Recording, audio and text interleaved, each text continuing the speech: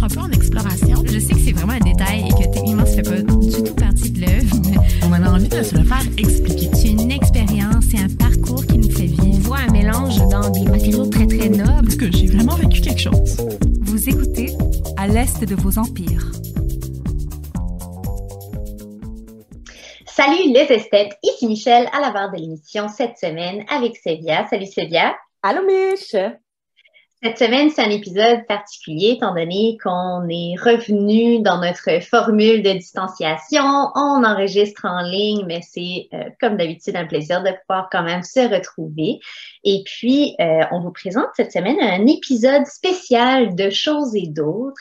Et en fait, de Choses et d'autres, depuis bientôt un an, c'est une série de balado-diffusion où on invite tour à tour des artistes, des travailleurs et des travailleuses culturelles à se joindre à nous le temps d'une longue entrevue d'une heure où on prend vraiment le temps d'apprendre à connaître ces personnes qu'on invite. On leur pose des questions sur leur parcours, sur leur pratique, sur leur rapport aux arts visuels. Et on s'était dit que, voilà, étant donné qu'à l'Est de vos empires, on est déjà dans notre 6e année d'opération, ça fait quand même un bail. Et on a l'habitude, voilà, d'interviewer nos invités toutes les semaines.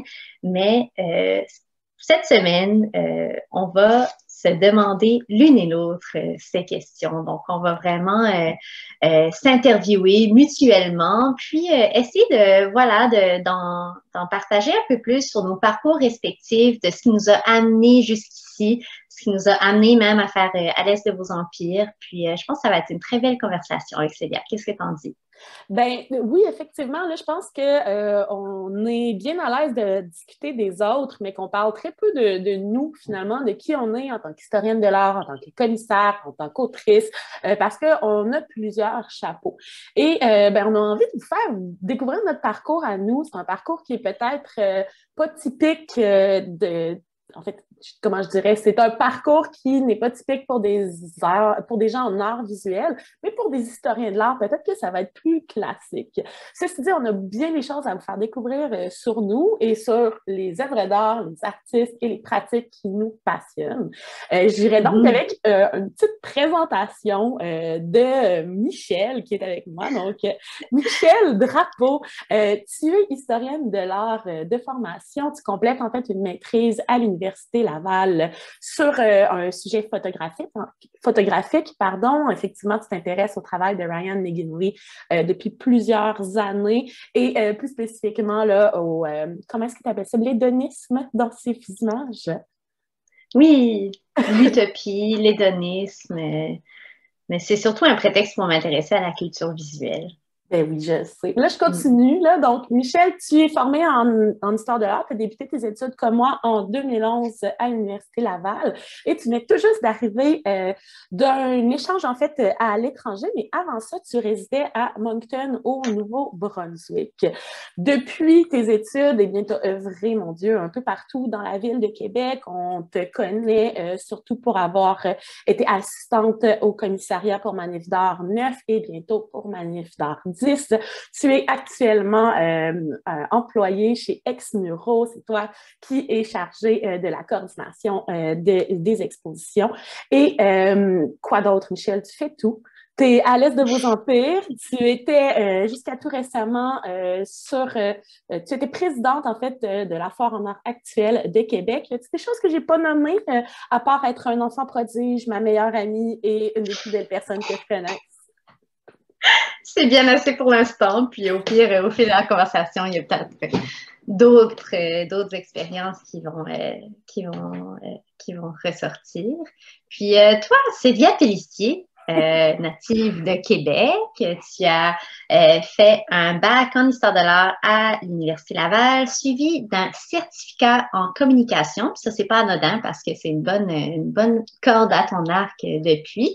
Puis tu fais une maîtrise en histoire de l'art où tu t'intéresses à l'absurde, au registre de l'absurde dans l'art actuel et à comment ça peut être un levier critique pour réfléchir à l'institution.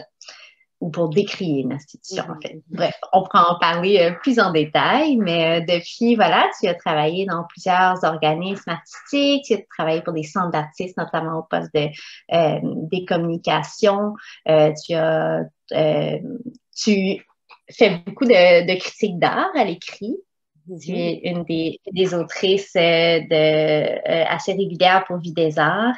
Tu as quelques expériences de commissariat également, du commissariat indépendant, un beau projet qui s'en vient notamment dans le volet jeune commissaire pour la prochaine édition de Manif d'art, en plus d'avoir participé à la dernière également. Et avec moi, tu fais à l'Est de vos empires, mais il faut noter quand même que tu es la fondatrice d'À l'Est de vos empires. Moi, j'ai rejoint 6 mois plus tard, mais je suis très heureuse. On t'attendait, tu sais, ça n'existait pas avant que tu existes. Revenons un peu aux origines. Là, on aime toujours commencer les discussions de Des choses et d'autres en demandant aux gens d'où tu viens, qu'est-ce que tu fais, qu'est-ce que tu étais avant de devenir, dans notre cas à nous, historienne de l'art. Donc, je te demande, Mich, c'est quoi ton parcours scolaire, mais peut-être même un peu avant, tu sais, comment tu as su, toi, que tu dirigeais vers les arts visuels? Qu'est-ce qui t'intéressait dans les arts visuels quand tu étais jeune? C'est une bonne question. J'ai réfléchi un peu là, en préparation à notre de choses et d'autres ensemble, à comment je m'étais rendue jusque-là. Puis en fait, quand j'étais plus jeune, je pense que j'ai toujours eu une sensibilité pour les arts. Je faisais beaucoup de dessins, je gagnais des concours de dessin. Mais je me suis jamais prétendue artiste. J'avais beaucoup d'intérêt pour l'écriture aussi. J'écrivais beaucoup. Puis, je dirais que, comme tu l'as mentionné tout à l'heure, moi, j'ai grandi à Moncton, au Nouveau-Brunswick, qui est quand même une petite ville. On n'a pas forcément de galeries d'art, de musées d'art. Il y a eu des super beaux développements dans les dernières années, en fait. Là. Mais puis, même qu'il y a 2 centres d'artistes à Moncton qui sont vraiment géniaux. Il y a Galerie Sans Nom et Imago. Mais voilà, moi, quand j'étais jeune, quand j'étais ado, j'avais pas encore mes aises, disons, pour visiter ces lieux. Puis, j'étais pas particulièrement familière avec l'art contemporain ou actuel, mais je dirais que pour moi, la rencontre avec les arts s'est faite surtout par le livre. Quand j'étais adolescente, j'ai travaillé dans une librairie. Puis, je me rappelle encore, on avait 30% de rabais sur les livres. Puis, c'est un 30% qui pouvait même surajouter aux livres qui étaient déjà en rabais.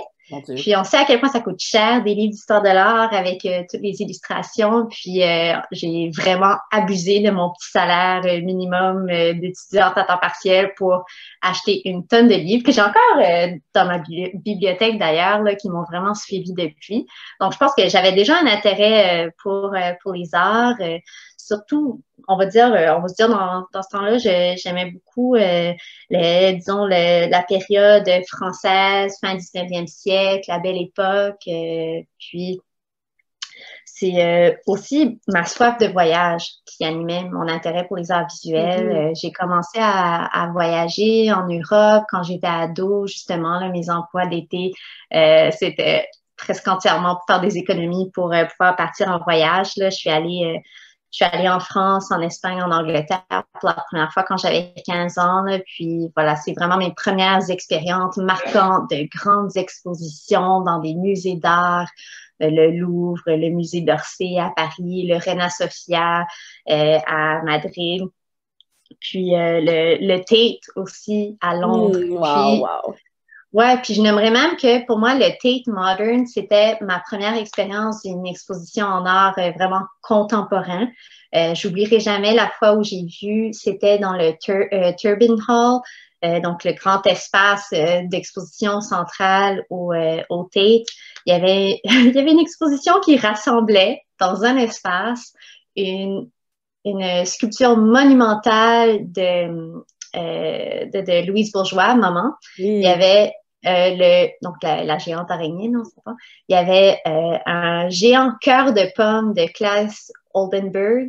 Puis, il y avait une immense installation sculpturale de Calder. Bref, tout ça dans un même espace, moi, ça m'a vraiment frappé, ça m'a marqué. combien l'art pouvait nous faire vivre une expérience autant physique même. Puis, ouais, je pense que c'est né de là. Puis, quand j'ai entamé mon parcours universitaire, en fait, je suis allée en histoire. Moi, c'est depuis que j'étais ado, là, je voulais être historienne et non l'histoire de l'art, c'était pas encore ouvert comme une possibilité dans ma tête, disons. Là, c'est même pas un programme qui existait à l'Université de Moncton. Je m'étais inscrite en histoire et en fait, comme cours option, j'ai pu faire un cours d'histoire de l'art. Un cours d'histoire de l'art qui couvrait, puis là, c'était la première fois de ma vie là, que j'avais l'occasion de faire un cours de cette nature-là. Puis, ça couvrait la période moderne jusqu'à contemporaine, disons. Puis le prof... Est-ce que le prof en question, c'est un des grands maîtres de l'art en Acadie, par hasard? Oui, absolument. Le professeur, c'était Herménégilde Chiasson. Puis j'ai tellement adoré son cours que finalement, l'année suivante, je me suis inscrite en histoire de l'art à l'Université Laval. Et pour moi, ça avait toujours été une certitude que j'allais quitter le Nouveau-Brunswick là, dès que je pouvais. je voulais m'épanouir ailleurs, dans une plus grande ville. Je dois avouer que ma vision initiale, c'était d'aller à Montréal, mais que, voilà, je sortais avec un gars qui s'en venait à Québec, à l'Université Laval. Souvent, ça fonctionne comme ça, la vie, mais j'en suis hyper reconnaissante parce que je suis quand même tombée en amour avec Québec, sa vie culturelle qui est extrêmement dynamique. Puis, je trouve que Québec, pour le milieu artistique, du moins, là, c'est un milieu, puis c'est une communauté qui est à l'échelle humaine. Puis, pour moi, la possibilité de se tracer un parcours professionnel puis de se faire sa place dans le milieu m'apparaissait beaucoup plus réalisable, disons, à Québec. Puis je me sens comme si je suis à ma place, j'ai envie de rester ici longtemps. Puis the rest is history, comme on dit. Puis toi, Sylvia, comment tu t'es trouvée à t'inscrire en histoire de l'art à l'université? Ben oui, c'est ça la genèse, là. Ben, tu sais, moi, je te dirais, là, c'est important que je le mentionne, là. Je suis un enfant qui a été élevé par la télévision et par la culture. C'est-à-dire que j'avais autour de moi un univers culturel qui était assez fort. J'ai eu accès à beaucoup de livres enfants, puis je dis enfants, là, mais j'ai commencé à lire très, très, très, très sérieusement vers l'âge de 9-10 ans et je lisais des gros romans, des grosses briques. J'étais vraiment intéressée, puis on me disait toujours que je lisais des choses qui n'étaient pas faites pour mon âge, finalement. Et j'en étais très fière, on s'entend. Puis, dès mon secondaire, là, moi et une de mes amies, en fait, on était très intéressés par la culture qu'on croyait être intellectuelle.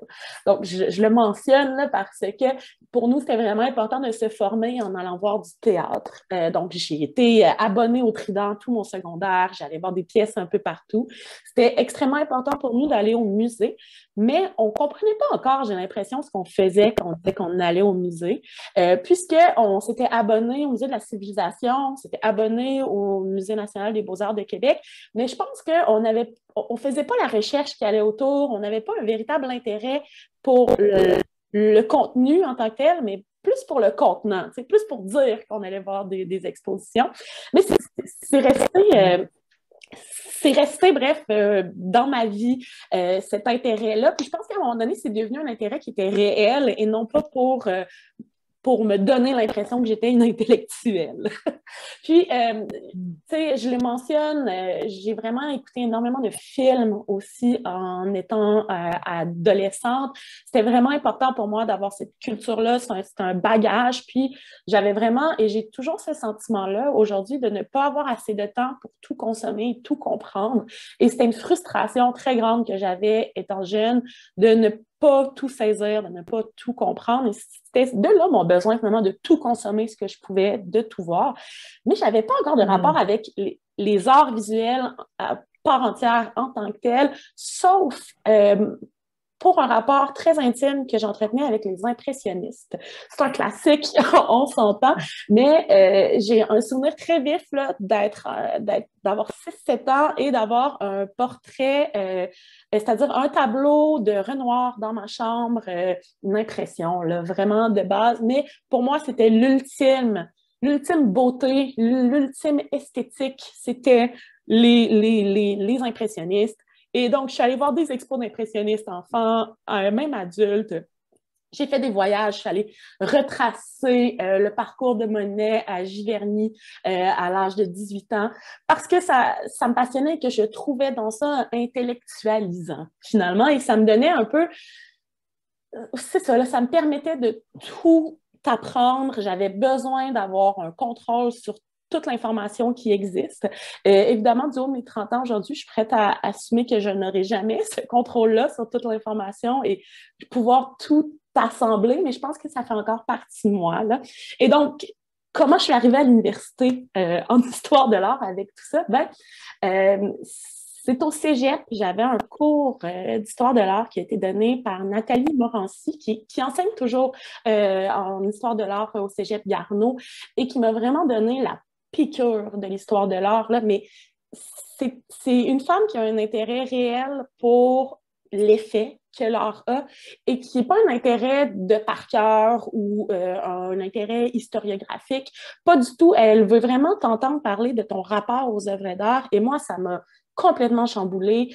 Je me suis dit, mon Dieu, c'est ça que je veux faire. Je veux parler d'art avec des gens, je veux comprendre les œuvres.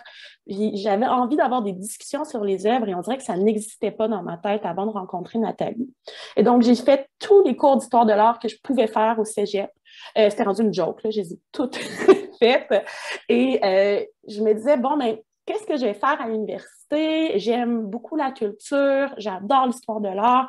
Puis, j'étais indécise. J'étais indécise en me disant peut-être que je devrais aller en littérature.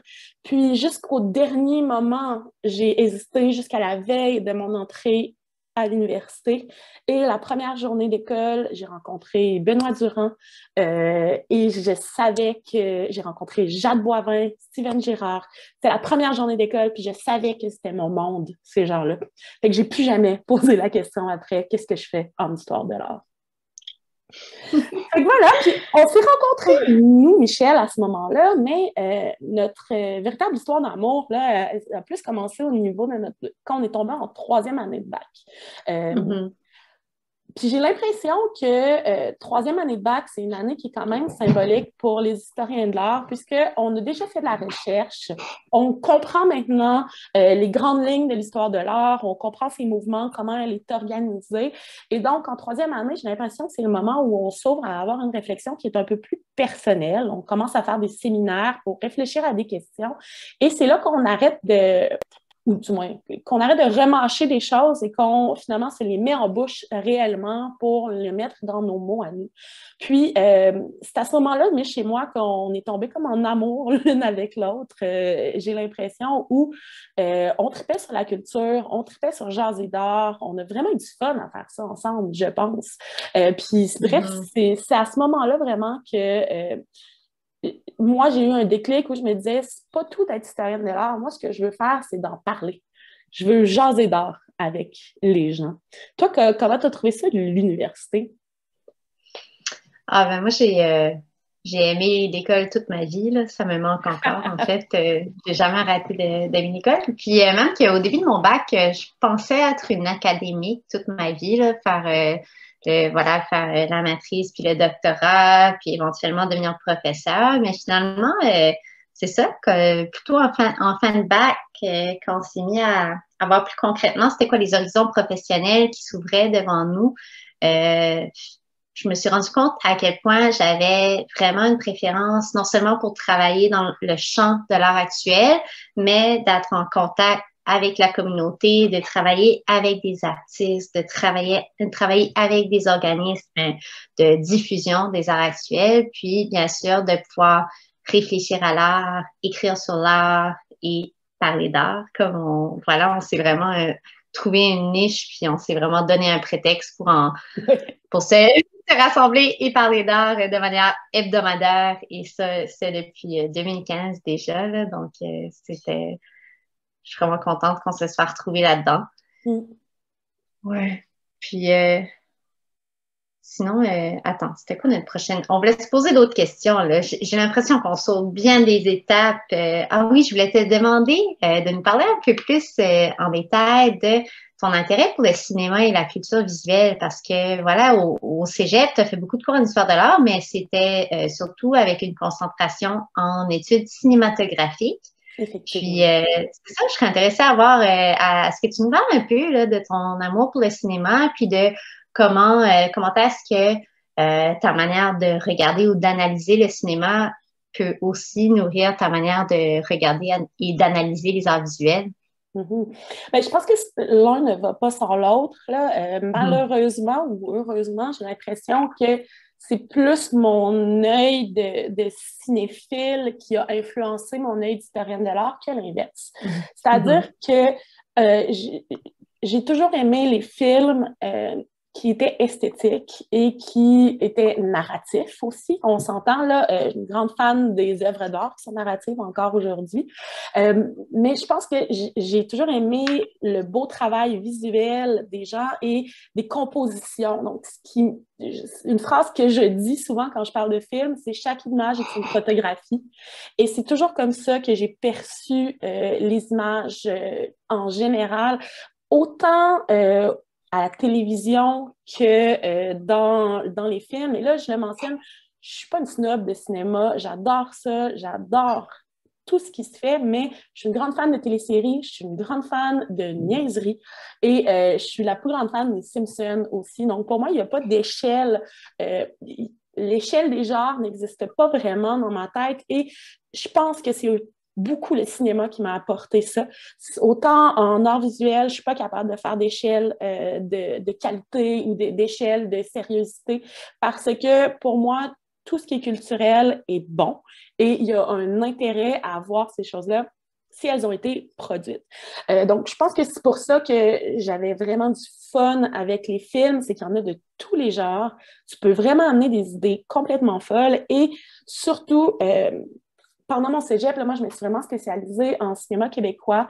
C'était un gros dada pour moi de voir comment les gens d'ici pouvaient faire des films.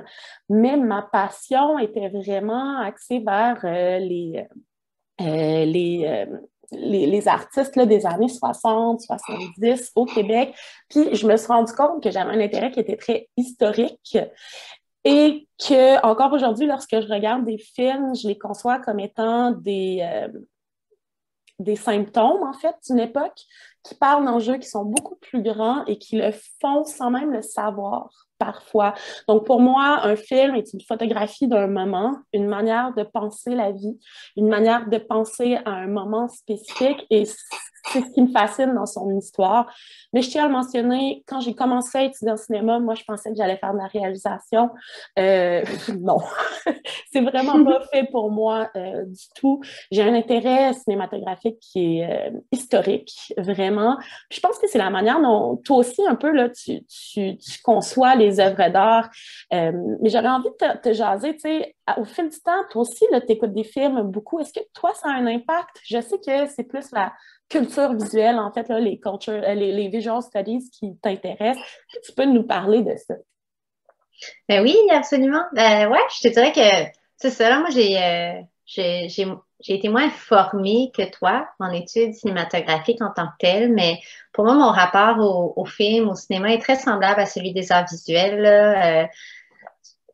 Mon copain pourrait attester là, que à chaque fois que je regarde un bon film, tout de suite après avoir regardé le film ou la série en question, je vais me précipiter dans la lecture d'analyse, voilà, de vraiment l'analyse esthétique, mais aussi et surtout sociologique. Donc, qu'est-ce que les créateurs et créatrices ont à nous dire consciemment ou inconsciemment à travers leur réalisation. Puis, dans mon mémoire de maîtrise, dans mes recherches, je me suis intéressée à la pratique d'un seul artiste, Ryan McKinley. Puis, je fais souvent la blague du fait que, pour moi, ma manière de tisser le fil conducteur ou la narration de mon mémoire en tant que tel, c'est de voir Ryan McKinley en tant qu'artiste actuel, un peu comme un Forrest Gump. Donc, c'est-à-dire vraiment une figure, oui, je parle du micro, puis c'est une figure individuelle ou unique, mais qui traverse l'histoire et qui est traversée par l'histoire. Et donc, quand on s'intéresse à une démarche sur le long terme, sur plusieurs années, c'est toujours intéressant de voir ce qui a gravité autour de cette personne-là au fil de sa carrière, puis de voir comment la pratique artistique peut en quelque sorte non seulement refléter, mais interagir ou raisonner avec ces différents contextes-là. Puis, ouais, je pense que moi, mon intérêt pour l'histoire de l'art était venu avant tout, pareil comme toi, là, d'un intérêt pour l'histoire surtout populaire et culturelle. Puis, ouais, je pense que c'est pour ça qu'on s'intéresse à toutes les formes artistiques. Oui, on a une spécialisation en art visuel, mais comme ça le démontre même dans la formule d'À l'Est de vos empires, on veut une vision très décloisonnée. On s'intéresse à toutes les formes de pratiques, que ce soit littéraire, théâtrale, les arts visuels, cinématographiques, télévisuels, etc. Puis je pense que c'est une manière plus complète ou globale de voir la chose, de voir la culture, puis de s'y intéresser. Puis tu vois, tu as mentionné le mot populaire, puis je trouve que ça représente vraiment bien la manière dont on conçoit la culture en général. C'est-à-dire que pour moi, une œuvre n'a pas besoin d'être comprise par un public niche pour être bonne. Au contraire, ça s'adresse à tout le monde. Les arts visuels, et souvent, les gens ont peur d'avoir les codes. On peur de ne pas avoir les codes et pensent ne pas comprendre les œuvres, alors que c'est à portée de main. Puis, c'est quelque chose qui m'anime beaucoup et depuis toujours. On va le voir là, dans tes questions, dans une des questions que tu me posais, puis que je pense qu'on a skippé un peu, là, c'était mon rapport à l'impro et surtout à l'humour. Là. C'est-à-dire que même dans la télévision en général, moi, je suis un enfant des Simpsons, je suis une fille d'impro, j'ai fait de l'impro pendant 13 ans et j'ai toujours été axée vers le rire.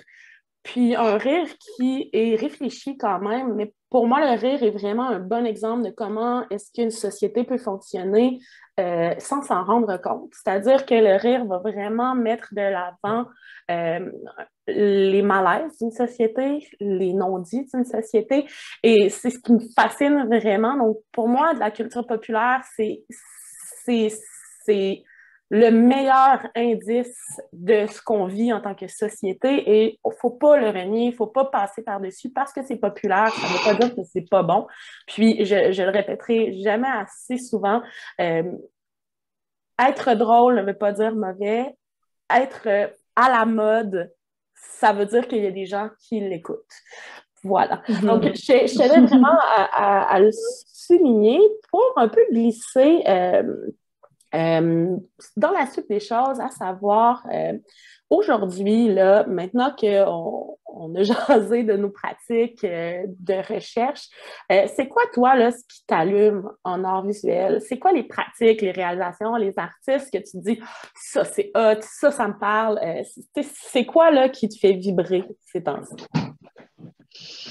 Ouais, je pense que il y a pour toutes sortes de raisons différentes, là, différents types de pratiques qui viennent me chercher, mais je dirais que si je réponds là, de manière plus spontanée, souvent les œuvres d'art, si on parle surtout d'art actuel, bien sûr, ce sont celles qui viennent le plus me rechercher dans ma sensibilité, ce sont les œuvres qui me font vivre un petit moment de ou aha ou comme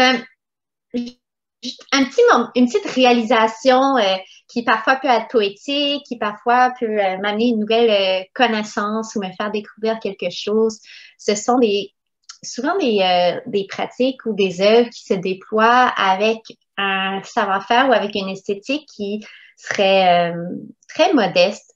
Je pense que c'est souvent de l'art conceptuel en tant que tel, là, comme si je réfléchis à une œuvre qui, pour moi, par le passé, m'a vraiment marqué, puis m'a vraiment fait comprendre tout le potentiel que pouvait avoir l'art actuel.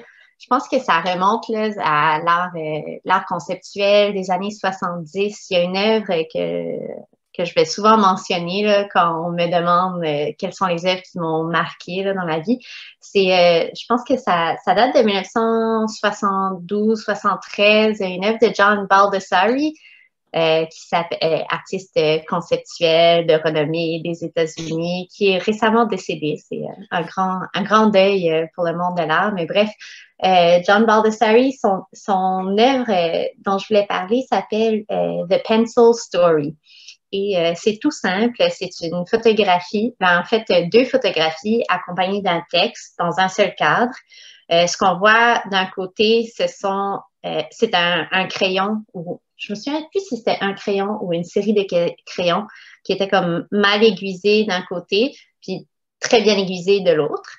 Puis le texte qui accompagne les deux images raconte justement The Pencil Story, l'histoire du crayon, qui dit voilà, j'ai trouvé ce crayon qui était mal aiguisé, je l'ai aiguisé, puis je me suis dit que c'était sûrement de l'art.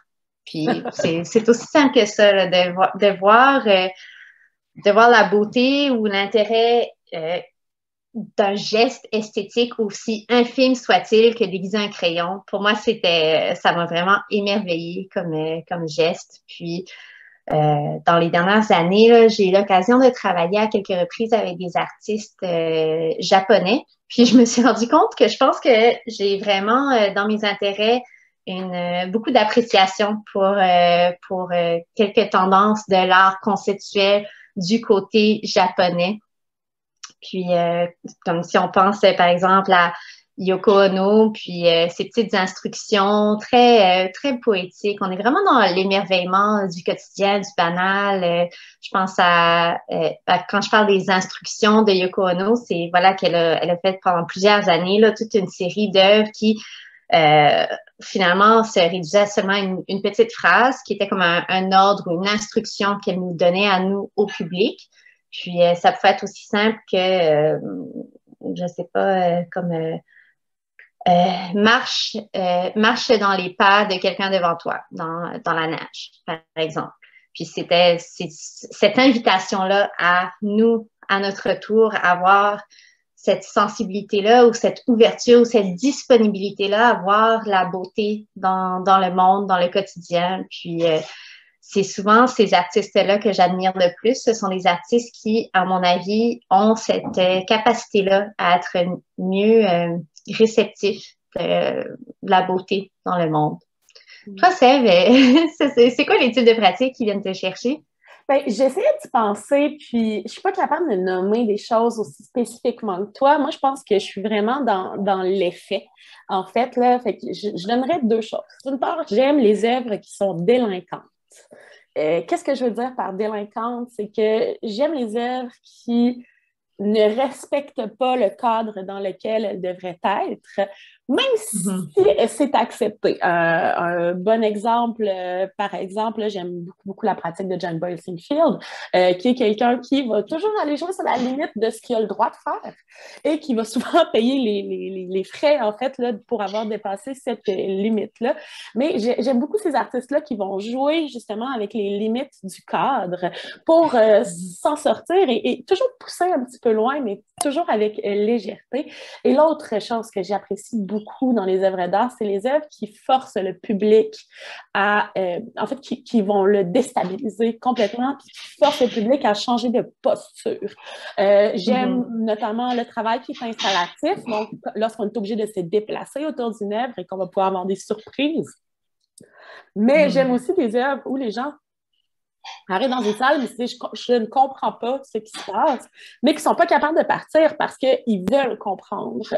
L'exemple que je donne souvent, c'est l'exemple de Camille Payette, en fait, là, et son œuvre qui est une table sur laquelle est déposée une petite boîte. Et dans cette petite boîte-là, il y a un moteur qui fait que la boîte est chambranlante, instable sur la table. Et ce qui m'émerveille de cette œuvre-là, c'est de voir les gens entrer dans la salle et essayer de replacer la boîte. Ça me fascine, j'adore ça. Les gens oublient qu'ils sont en contact avec de l'art. Ils ne sont pas à ce niveau-là, à ce moment-là. Ils font juste réagir. C'est pour ça que j'aime la performance. C'est pour ça que j'aime l'art furtif aussi. J'aime que les gens soient surpris ou déstabilisés. Donc, je pense que ça fait pas mal le tour. Mais si je devais le nommer dans mes mouvances, évidemment, j'aime l'art conceptuel. Je suis une grande fan. Très grande fan des pratiques de réutilisation et d'appropriation, de réappropriation des codes également. Faites-moi rire et vous m'avez gagné. Moi, j'ajouterais aussi que j'aime, si on parle plus de rendu là, esthétique ou formel, j'aime beaucoup les œuvres qui peuvent nous apparaître abstraites à première impression. Et que quand on prend le temps de s'y intéresser, de vraiment prendre connaissance de l'intention de l'artiste, puis du contexte, etc., on se rend compte que finalement, c'est pas du tout abstrait, mais que ça renvoie à une réalité quelconque. Puis ça, on a commencé à le voir déjà dans l'art moderne. Là. Je pense à Nicolas de Staël, par exemple, donc des œuvres qui visuellement peuvent nous apparaître abstraites, mais qui sont rattachées au réel. Il y a j'ai un diptyque dans ma cuisine que j'aime beaucoup là, d'un artiste français, Jean-Charles Rémicourt-Marie. Puis, ce sont des œuvres voilà, qui sont très minimalistes dans leur rendu. Ce sont des beaux cadres de bois réalisés par... oh mon Dieu, j'ai oublié son nom. Notre super... le gars qui fait des cadres à Québec. Oh mon Dieu. François Simard. Merci beaucoup. Donc, des beaux cadres de bois de François Simard. Puis, dans les cadres, ce sont des fonds colorés, monochromes. Puis, sur le verre du cadre, il y a des morceaux de ruban adhésif qui font voilà, des motifs très minimalistes, là, géométriques. Puis, en réalité, ce sont des œuvres qui sont directement inspirées de motifs que faisaient les gens avec justement du ruban adhésif, du ruban masqué dans leurs fenêtres ou dans les vitrines de magasins à Londres, à Paris par exemple, dans le temps de la Deuxième Guerre mondiale, pour protéger des bombardements du fait que les vitrines ou les fenêtres puissent pas forcément éclater, exploser partout. On protégeait les vitres. Puis donc, l'artiste prend ce motif dans le monde réel, dans l'histoire, d'un sujet, voilà, ou d'un contexte qui peut apparaître plutôt sombre. Puis, par le geste de médiation, de transformation artistique, va nous amener à, voilà, y réfléchir ou à le voir autrement. Puis, ouais, c'est ce geste de translation du réel vers l'œuvre d'art. Je trouve que c'est particulièrement intéressant de voir comment l'histoire, justement, est réarticulée par la voix ou la sensibilité artistique. Puis, en fait, les œuvres que tu nommes, ça me permet d'enchaîner sur le prochain sujet. C'est-à-dire que l'œuvre en question dont tu parlais, tu l'as acquise lors d'une expérience de travail. C'était dans quel cadre, en fait? Ah oui, bonne question. En fait, Jean-Charles, il avait participé à une édition du Symposium Symposium international d'art contemporain de Baie-Saint-Paul auquel j'avais travaillé. Je pense que c'est en 2016 que j'y étais. Bref, j'avais eu la chance d'en faire l'acquisition à la suite de l'événement, étant donné que l'artiste souhaitait pas ramener ses réalisations avec lui jusqu'en France. J'ai aussi à ce moment-là fait l'acquisition d'une œuvre de Sarah Martineau et Magali Baribeau-Marchand. C'est encore une fois un autre très bel exemple d'œuvre qui peut apparaître abstraite, mais qui est ancrée vraiment dans la réalité avec une force symbolique assez frappante. Ce sont des petites courtes pointes, mais qui sont réalisées avec le matériel de fleurs artificielles qui ont été délaissées dans des cimetières. Donc là, on prend un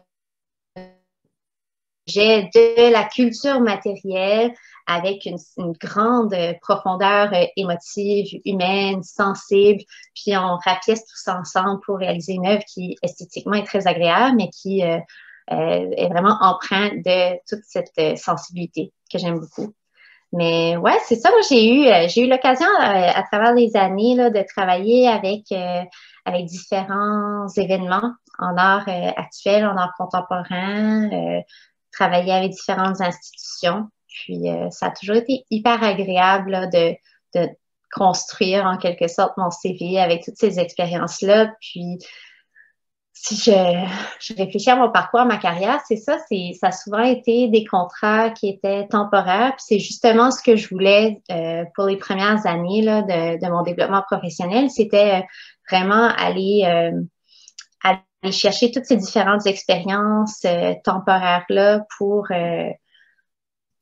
agrandir finalement là, la sphère, le champ des possibles ou de mes compétences professionnelles jusqu'à ce que je me sente suffisamment outillée pour finalement occuper un poste plus permanent. Là. Mm-hmm. Toi, Sève, au fil des années, comment est-ce que tu as conçu un peu le développement de ta carrière? Ouf, c'est une grosse question que tu me poses. Malgré moi, je te répondrais. Là. Pour vrai, je te ramènerais à la première journée de bac, là, qui était très symbolique pour moi, j'ai l'impression. On était tous assis ensemble, on ne se connaissait pas à l'époque. Et la question que les gens se posaient, c'est qu'est-ce que tu vas faire après ton bac? Qu'est-ce que tu veux faire après ton bac? C'est quoi tes objectifs? Puis là, les gens parlaient, moi, je vais faire une maîtrise dans telle chose. Moi, il y a même quelqu'un, Florence, en fait, qui est notre grande amie, qui avait dit qu'elle allait faire un doctorat. Moi, je trouvais ça très drôle. Elle est en train de faire un doctorat, donc je ramasse un peu mes rires. Mais moi, j'avais répondu à ce moment-là, je veux juste finir un bac. C'était tout ce qui m'intéressait. J'étais là pour apprendre, puis c'était ça qui m'allumait. Et tu le sais, là, j'ai quand même fait un parcours de communication beaucoup. Là. J'ai fait de la communication pour plusieurs centres d'artistes, aussi là, de manière indépendante en réseau social. J'aime beaucoup donc faire des communications sur les arts, mais c'était pas... Tu sais, c'était le fun. C'est vraiment quelque chose que je fais encore et que j'aime beaucoup. J'aime ça, faire des coms, mais ça reste que je me rends compte que ce qui me passionne vraiment, c'est de parler d'art avec des gens et de créer des contextes dans lesquels on peut, soit des expositions, des événements et même des plateformes comme à l'Est de vos empires. C'est ça qui m'allume. Et cette réalisation-là, je l'ai eue il y a bientôt 2 ans, septembre 2018, quand on a déposé notre première bourse à Première Ovation, en fait, pour partir à l'Est de vos empires en podcast. Je me souviens d'appeler un de mes bons amis puis de lui dire, pour la première fois de ma vie, je sais ce qui m'attend devant moi. J'ai comme un objectif et cet objectif-là est facile à atteindre. C'est juste que je veux continuer de parler d'art avec des gens. C'est aussi simple que ça. Alors, je te dirais, j'ai pas de plan de carrière pour la vie. Je suis pas une personne comme ça. J'ai juste envie de rencontrer le plus d'artistes possible, de parler d'art avec le plus de gens possible et occasionnellement d'être payé pour. Bon, on est sur la bonne voie pour faire ça. On s'était donné un peu, comme je me souviens, une espèce de plan ou un objectif sur 5 ans pour à l'Est de vos empires, puis qui est encore d'actualité, mais finalement, je pense qu'on a devancé plusieurs étapes, puis on a fait beaucoup plus en 1 an qu'on espérait initialement. Mm-hmm. Mais tant mieux, les choses avancent très, très vite. Oh là là! Je voudrais, avant de sauter là, de pieds joints là, dans l'Est de vos empires, parce qu'on va devoir vous parler de sa fondation de fond en comble et des objectifs là, qu'on a pour l'organisme, mais j'ai envie de plus aller vers nos carrières en tant que telles, parce que si toi, tu sais que ton rêve actuel est de faire dans la stabilité, moi, je sais que mon rêve est de discuter d'art, ça reste qu'on a 2 pratiques de chaque côté, soit une pratique en tant qu'autrice et une pratique en tant que commissaire d'exposition. On n'a pas du tout abordé. Fait que j'aurais voulu d'abord commencer une courte discussion là, sur c'est quoi pour nous la rédaction dans un cadre d'histoire de l'art, dans un cadre artistique, qu'est-ce que ça implique?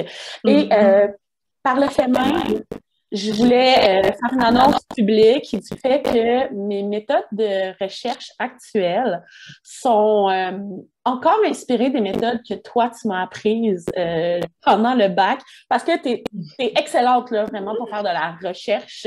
Je le souligne, mais surtout pour écrire par la suite. Donc, c'est quoi, toi, ton processus d'écriture?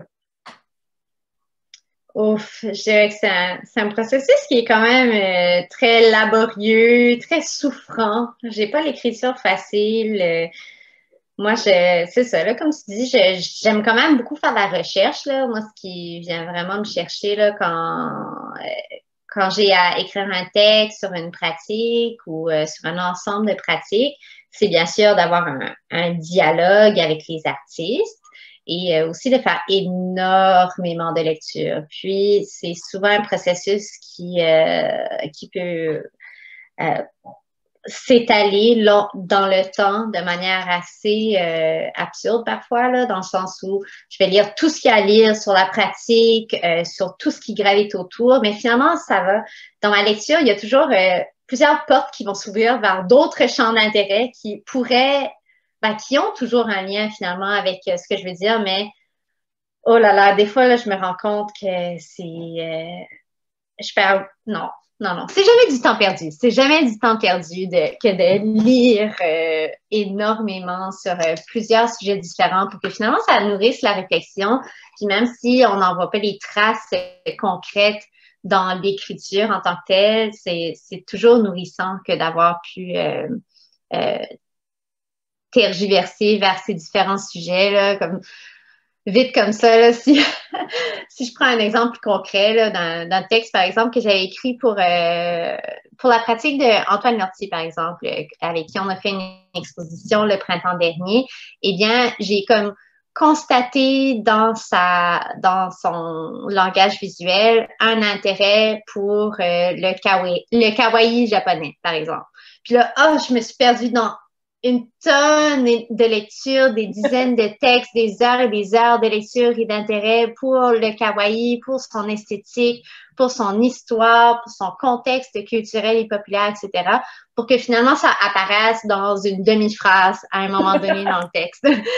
C'est tout le temps ça. Puis, je pense que c'est comme la meilleure manière de décrire comment j'écris des textes, là, c'est énormément de lecture, énormément de notes de lecture qui sont ensuite réorganisées, digérées, réorganisées encore, digérées une deuxième fois pour que finalement ça se réarticule dans mes mots. Puis j'essaie du moins d'amener une réflexion ou une compréhension ou une interprétation qui serait de plus en plus personnelle. Je pense que on a tous et toutes un peu le syndrome de l'imposteur là, quand on est en début de carrière dans le domaine de la critique d'art ou du commissariat. Là. Puis, heureusement qu'au fil des années, là, on prend un peu plus en confiance, puis on trouve un peu plus notre voix, puis c'est ça, là, on fait de plus en plus confiance à nos propres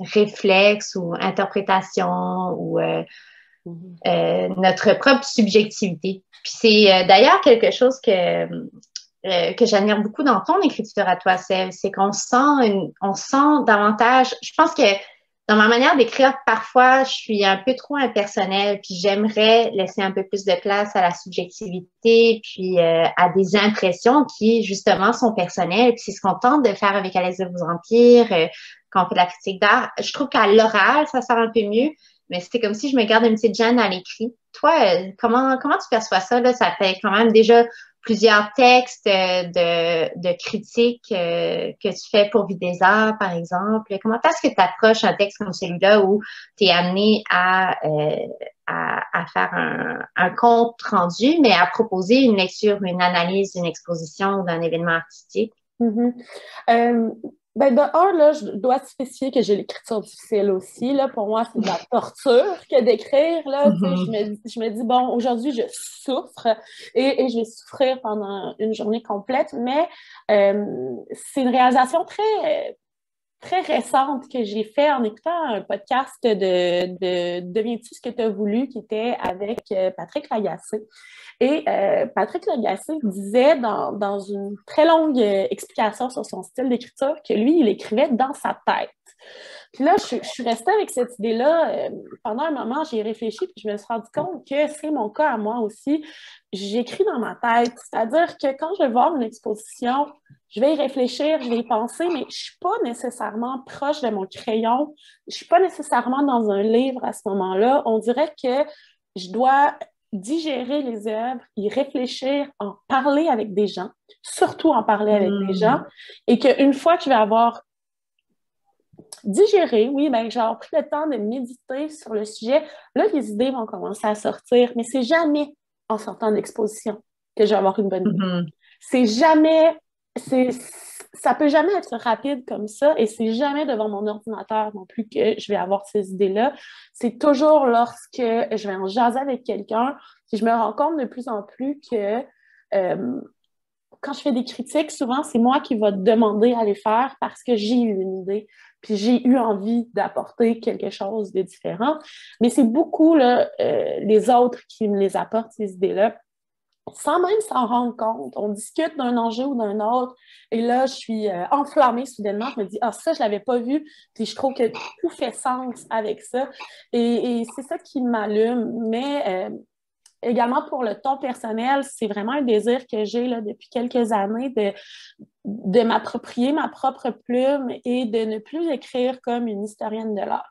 C'est-à-dire qu'à l'université, on s'est présenté un modèle de rédaction qui est très bon, là. C'est vraiment pas un mauvais modèle, mais c'est pas un modèle qui me convient particulièrement parce que j'ai de la difficulté à avoir une écriture neutre. Ça ne fait pas partie de moi, la neutralité. Je suis tout sauf neutre.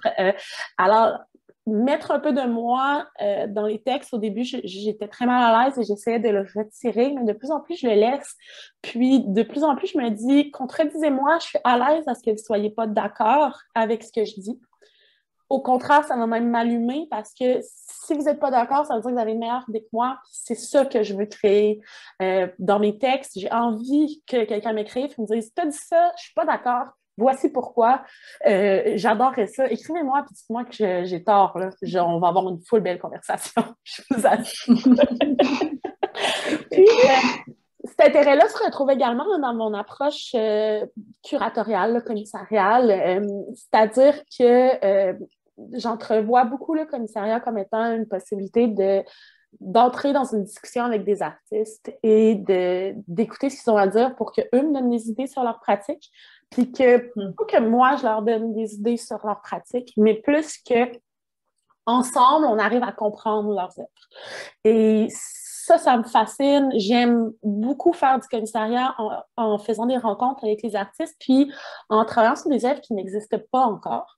C'est-à-dire que j'aime être dans le processus de création du début à la fin, et c'est pas parce que je veux dire aux gens quoi faire, loin de là, c'est que pour le comprendre, j'ai besoin de voir d'où les œuvres viennent et comment elles voyagent finalement dans la tête d'un artiste pour ensuite être capable de les rendre au public.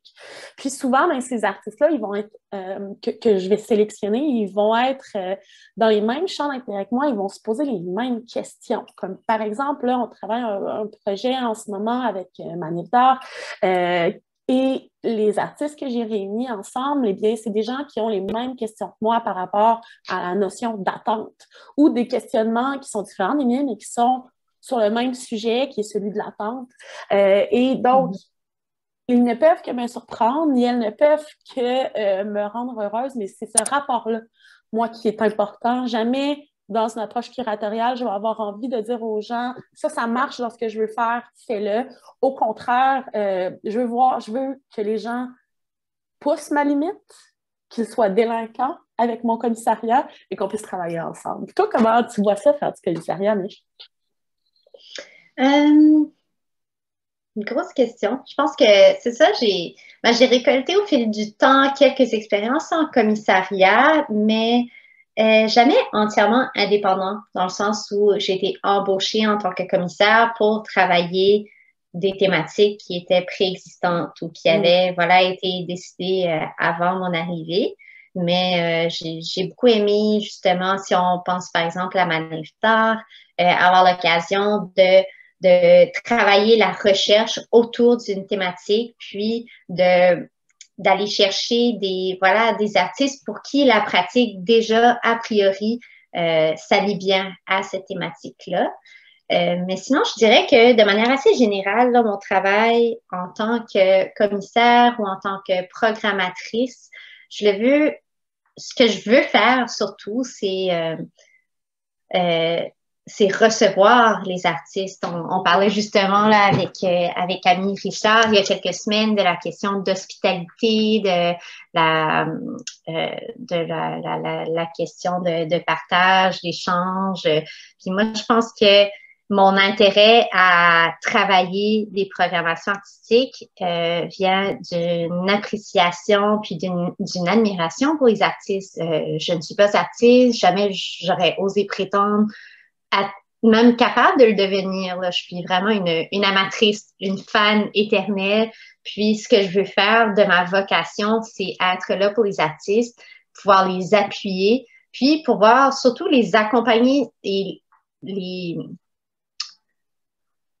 permettre de pouvoir se concentrer sur la création alors que moi, je m'affaire à faire les autres tâches autour, puis de pouvoir laisser le plus possible cet espace de liberté et de création-là à l'artiste pendant que j'assume les responsabilités plus logistiques, organisationnelles, puis même, je pense, l'écriture. Il y a plusieurs artistes là, qui ont une très belle plume et pour qui l'écriture fait partie de leur processus artistique. Mais il y a plusieurs artistes pour qui, celui moi, je pense notamment à il y a plus d'un an, là, on recevait Ludovic Bonnet à l'émission qui nous a dit carrément c'est pas sa job. Moi, c'est pas mon travail d'écrire, c'est à vous de le faire. Puis justement, je suis là pour ça, pour les artistes qui n'ont pas envie d'écrire sur leur travail. Puis pour moi, il y a rien qui m'amène le sens du travail bien accompli autant qu'un ou une artiste qui va me dire avoir aimé la manière que j'ai mis en mots leur œuvre ou leur pratique. Puis, je pense que c'est vraiment pour ça que je suis là. Puis c'est ce que j'ai envie de faire, c'est d'aider, d'accompagner, d'appuyer, puis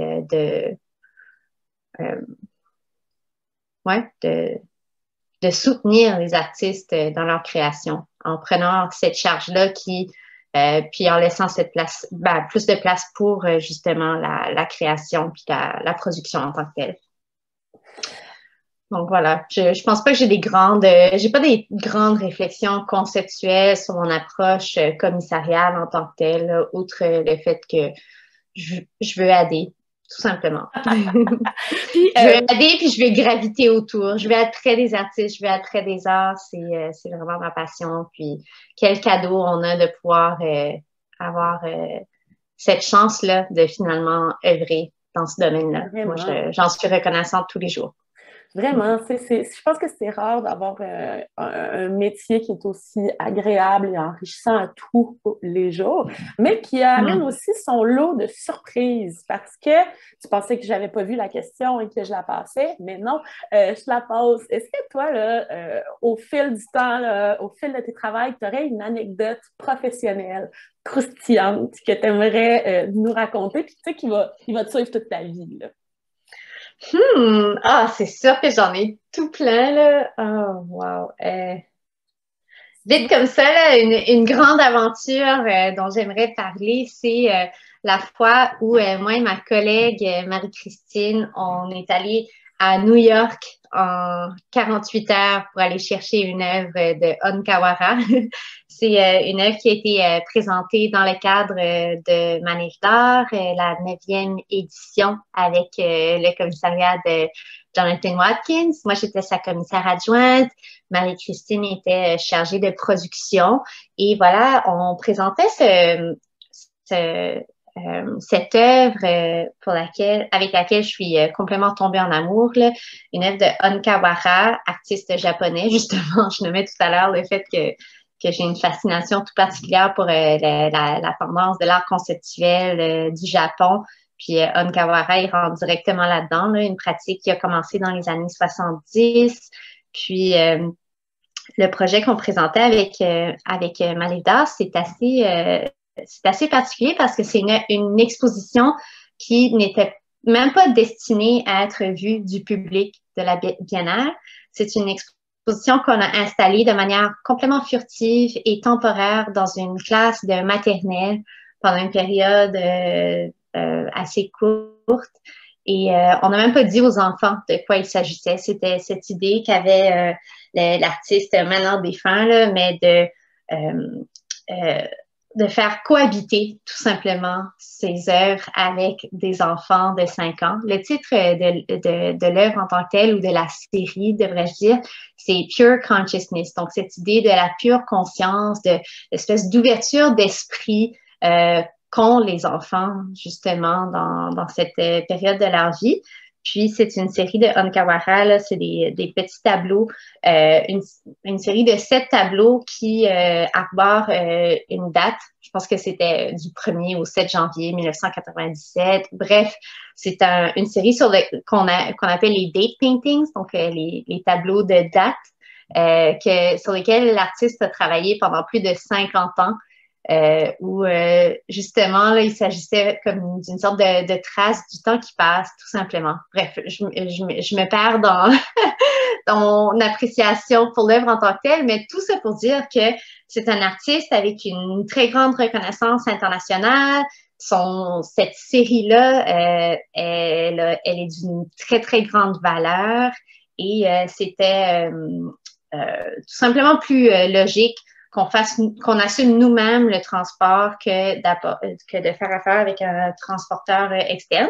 Et donc, moi et Marie-Christine, on est partis en voiture jusqu'à New York pour aller chercher cette toute petite boîte, mais qui a une valeur inestimable pour la ramener à Québec, le temps de la présenter dans le cadre de la Biennale. Et je me souviens encore de à quel point on était stressés là, de voyager avec cette œuvre, mais on a tout bien fait, on a travaillé avec les douaniers, etc. Mais jamais j'oublierai, voilà, la fois où j'ai fait un aller-retour à New York en 2 jours pour aller chercher une œuvre d'art de Onkawara. Puis ça, je vais m'en souvenir toute ma vie. Toi, c'est bien. Est-ce que tu pourrais nous raconter une anecdote croustillante de ton parcours professionnel? Ben oui, mais tu sais, moi, j'ai travaillé pendant un certain temps en performance, donc j'ai vu des affaires de performance. On le sait, là, c'est les gens les plus de party de la gang, mais il y a quelque chose qui va me rester en tête toute ma vie, que j'utilise souvent comme exemple quand je parle de c'est quoi les aléas de la vie en centre d'artiste à des gens qui ne connaissent pas l'expérience. Et je vais m'en souvenir toute ma vie. Là, je rentrais au travail cette journée-là un peu tard parce qu'on avait une performance en fin de journée prévue avec Armand Vaillancourt. Et Armand devait arriver dans l'après-midi pour s'installer, discuter avec nous et préparer sa performance qui devait débuter à 18h avec des gens du public qui avaient été invités à se joindre spécifiquement à la performance à 18h pour jouer des rôles spécifiques. Donc, ces gens-là avaient été invités d'avance, ils avaient des rendez-vous, ils devaient faire des tâches. Et donc, j'arrive au bureau, 11h à peu près, je m'installe tranquillement, je dis bonjour à tout le monde, et là, on me dit, Armand est arrivé, il est dans le stationnement arrière. Je me dis, parfait, tout va bien. Je travaille 5 minutes, 10 minutes, et tout d'un coup, je vois toute mon équipe qui était dans les bureaux derrière, près du stationnement, alors que moi, je me situais dans la galerie qui était un peu plus loin. Donc, toute mon équipe sortir du bureau en courant et en direction de l'extérieur vers le stationnement. Moi, je viens de prendre mon café, je comprends pas ce qui se passe, donc je sors dehors avec mon équipe en me disant qu'est-ce qui se passe? Pourquoi est-ce que tout le monde panique? Et je vois à ce moment-là Armand Vaillancourt avec une scieuse à métal qui est en train de détruire une espèce de partie de métal du bâtiment en tant que tel qui devait être banni là, dans les mois qui allaient suivre. Là, il est en train de scier le bout de mur du bureau. Et là, moi, je me dis, mais voyons, qu'est-ce qui se passe? Pourquoi c'est arrivé? Là, je regarde mes collègues et je leur dis, pourquoi Armand est en train de scier le mur? Et mes collègues me répondent en toute légèreté et toute normalité, ah, ben, il a décidé qu'il faisait une installation dehors. Donc, cette journée-là, Armand Vaillancourt a décidé qu'il faisait une installation dans la cour arrière. Donc, il a détruit une bonne partie du bâtiment, il l'a réutilisé, il est allé chercher des morceaux de bois, des poutres, et il a créé une installation dans notre stationnement, sans demander la permission, sans causer de problème d'aucune sorte. C'est ce qu'il tentait de faire cette journée-là. Donc, c'est ma première expérience avec Armand Vaillancourt. Je ne connais pas le personnage à ce moment-là. Et là, moi, je prépare ma journée pour recevoir mes gens à 18h. Ceci dit, Armand avait un autre plan et a commencé sa performance à 17h, soit une pleine heure avant que les gens prévus pour l'expérience arrivent. Donc, il est 5h. Armand fait une performance devant une moitié de public parce que les gens sont pas arrivés encore. C'est super intéressant ce qui se passe, mais les gens disent quand est-ce que la vraie perf commence? Et je sais pas comment leur dire que je sais pas non plus. Et bref, ça a été toute une journée d'Armand surprise où j'ai vraiment appris à découvrir cette personne-là qui est une icône de notre culture actuelle et qui a... J'aurais tellement une grande renommée, finalement, qui ne se pose plus tellement la question à savoir si ce qu'il fait va déranger ou si ce qu'il fait pourrait ne pas être à sa place. Ils sont fous, Armand, et ça ressemble beaucoup à beaucoup d'artistes de notre avec qui on travaille actuellement, qui sont pas très proches des règles. Comme vous le savez, moi, je suis une grande fan des délinquants, donc j'ai apprécié cette expérience-là, mais quand je raconte devant un groupe de jeunes du cégep qu'un jour, je suis entrée au bureau et qu'Armand Vaillancourt coupait mon mur, généralement, j'ai des drôles de faces qui me disent « OK, mais c'est quoi ta job? » C'est mon anecdote Armand Vaillancourt. Je vais m'en souvenir toute ma vie et plus rien ne peut me surprendre maintenant. Si un mur à côté de moi, pas de problème. On va jamais arrêter d'être surpris, en fait. C'est faux ce que tu dis. Je pense que c'est important, là, les surprises, puis de continuer de s'émerveiller. Tu sais, Armand, ce qui m'a appris, au fond, c'est d'oublier le cadre, d'oublier les règlements que je m'étais mis moi-même pour faire un soi-disant bon travail, et plutôt d'essayer d'avoir du plaisir ensemble, puis de pousser ce cadre-là, d'être délinquant. Fait que oui, merci Armand de m'avoir donné cette bonne leçon de vie sur le fait que c'est pas important tout le temps d'être à l'heure. Là, je me sens comme sur une voie de bonne humeur, de projet, d'avenir. Notre dernière question, là, c'est, tu sais, à l'Est de vos empires, c'est une vision pour nous. J'aurais envie de, peut-être avant de jaser de où est-ce qu'on pourrait amener à l'Est, comment on conçoit ce projet-là? Tu sais, c'était quoi l'intérêt qu'on avait c'est quoi l'intérêt qu'on a toujours de porter à l'Est de vos empires, au bout de nos bras?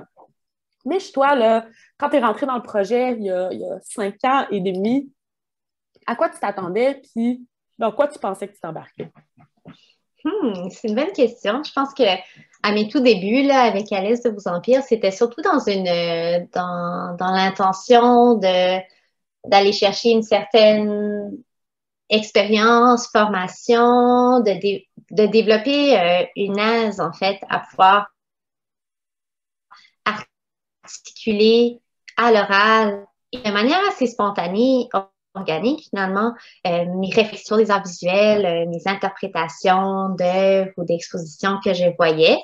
C'est définitivement une expérience qui m'a vraiment beaucoup, beaucoup apporté. Là. Je pense que c'est en grande partie notamment grâce à l'Est de vos empires, je pense que j'avais été même embauchée comme guide animatrice au Musée national des beaux-arts du Québec. Puis ça a vraiment ouvert plusieurs portes pour moi. Puis finalement, ce que je constate, c'est que il y a cette volonté chez moi avec À l'Est de vos empires d'être une courroie de transmission pour d'autres jeunes professionnels dans le milieu qui s'intéressent à la critique d'art, qui voudraient aussi, à leur tour, voilà, développer cette compétence-là à pouvoir jaser d'art, tout simplement. Puis je pense que on est constamment en recrutement avec À l'Est de vos empires. On veut donner cette occasion-là ou créer finalement un espace pour le dialogue autour des arts visuels à Québec. Puis on s'entend qu'il n'y en a vraiment pas assez, il n'y en aura jamais assez de visibilité des arts visuels dans les médias.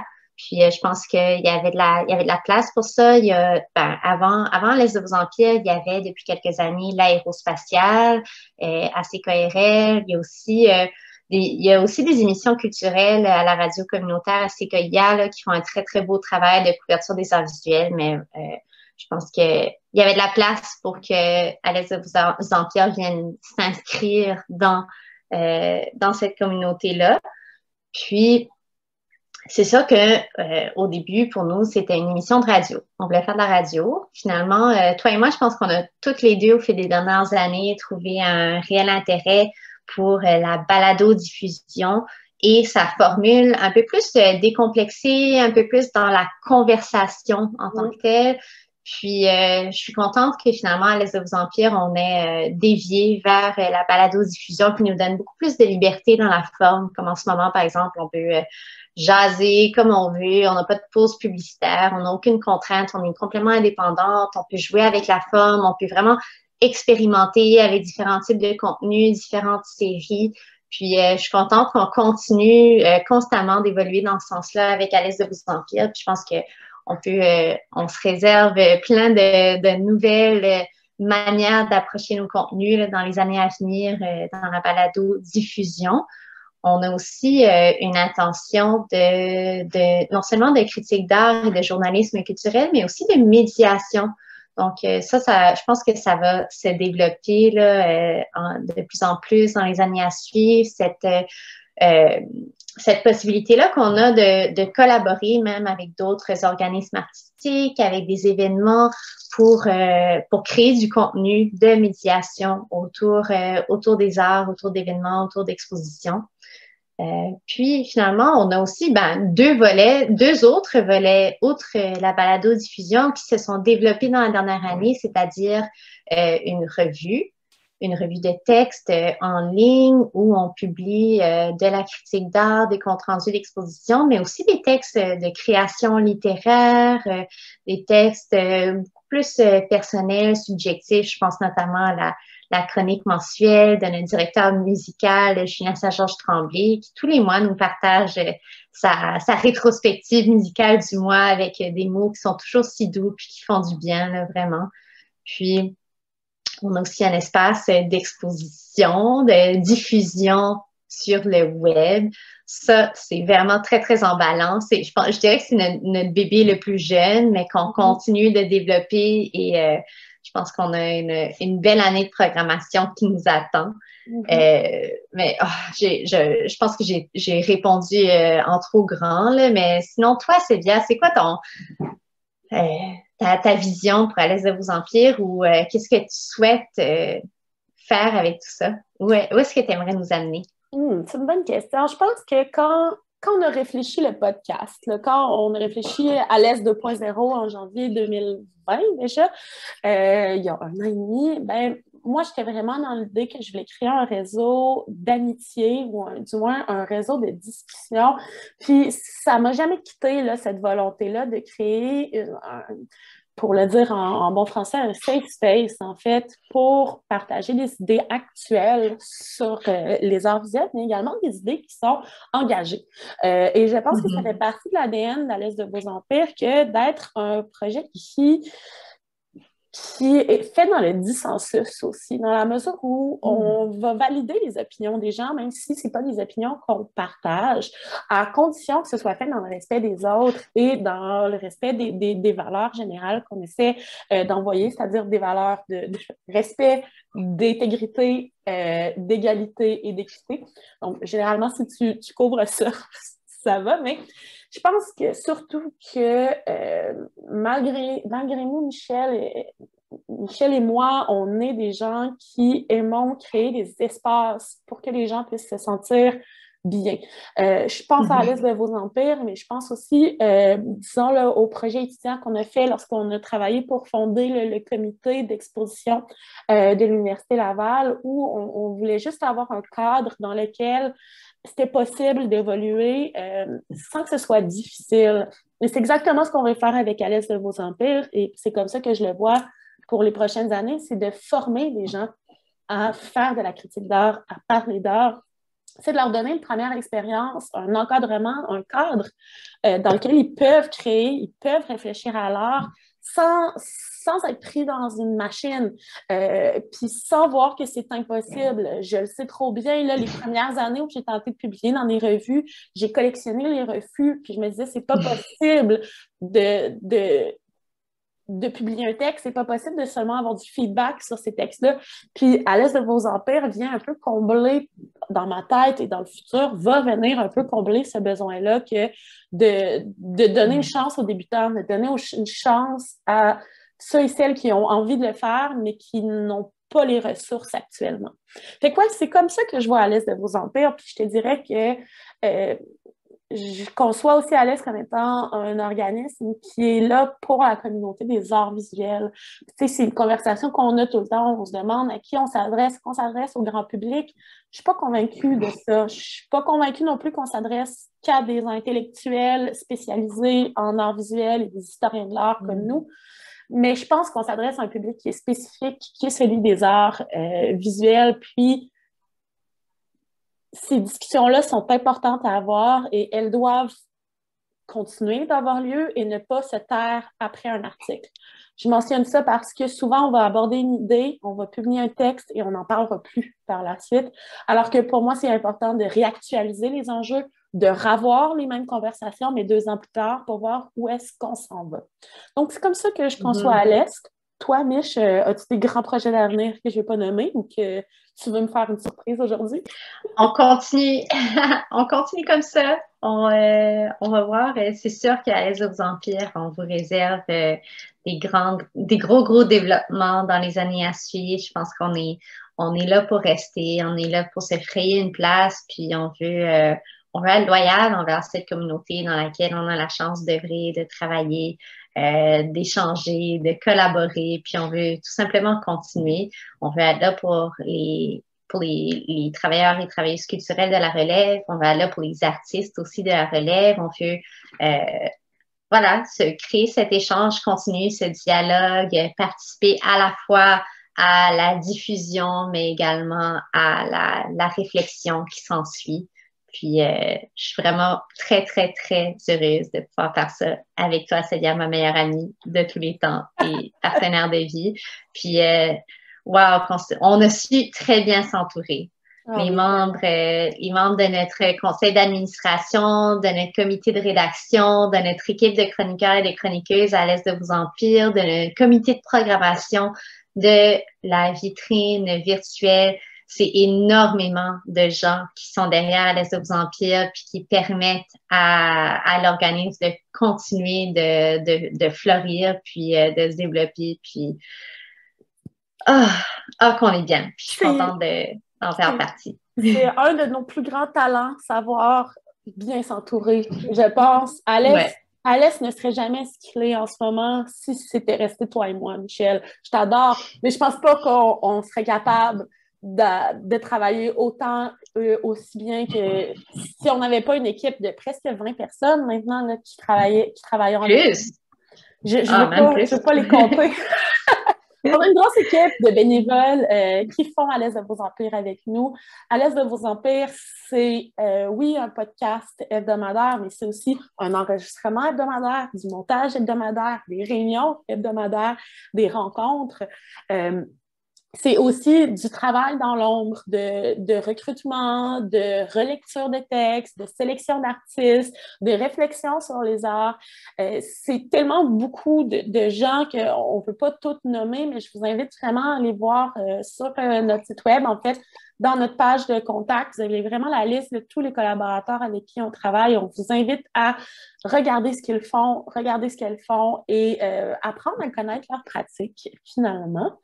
Et je voudrais clore cet épisode-là en remerciant évidemment tout le monde, mais spécialement notre stagiaire du moment, Annabelle Longchamp, qui est notre première stagiaire à l'Est et qui nous a vraiment aidés, qui a permis, en fait, toute cette saison-là assez yo-yo d'être produite malgré des annulations plus que fréquentes et plus qu'anormales, étant donné la situation.